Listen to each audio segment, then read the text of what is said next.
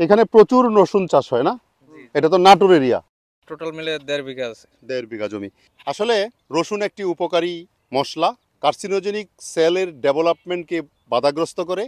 রসুন রসুন স্বাস্থ্যের জন্য অত্যন্ত উপকারী, বিশেষ করে যাদের কার্ডিয়াক সমস্যা আছে তাদের জন্য রসুন বেশ উপকারী। এই যে আপনারা দেখতে পাচ্ছেন এখানে সবগুলি রসুন।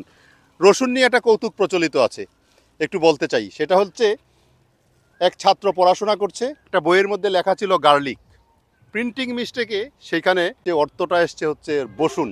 তো সেই ছাত্রের টিচার যখন একদিন তার বাড়িতে আসলো, তখন তার টিচারকে ছাত্র বলছে গার্লিক স্যার, গার্লিক স্যার। নিশ্চয়ই এই কৌতুকটা আপনারা শুনেছেন। অর্থাৎ রসুনের বৈষণ্যের যে ফোঁটাটা তখন পড়ে নাই প্রিন্টিং মিস্টেকে, এই কারণে এটার নিয়ে এই কৌতুকটা আছে, আপনারা নিশ্চয়ই জানেন। রসুন বিশেষ করে নাটোর অঞ্চলে, রাজশাহীর নাটোর 12 গ্রাম এলাকায় প্রচুর হয়। রাস্তার দুই পাশে প্রচুর রসুন চাষ হয় এবং এইখানে রাস্তার দুই পাশে রসুনের স্তূপাকৃত করে বিভিন্ন রকমের ঠেলা গাড়ি, ভ্যান ভরে ভরে রসুন নিয়ে যায়। এটা নিয়ে চাতালের মধ্যে রাখবে, তাই না?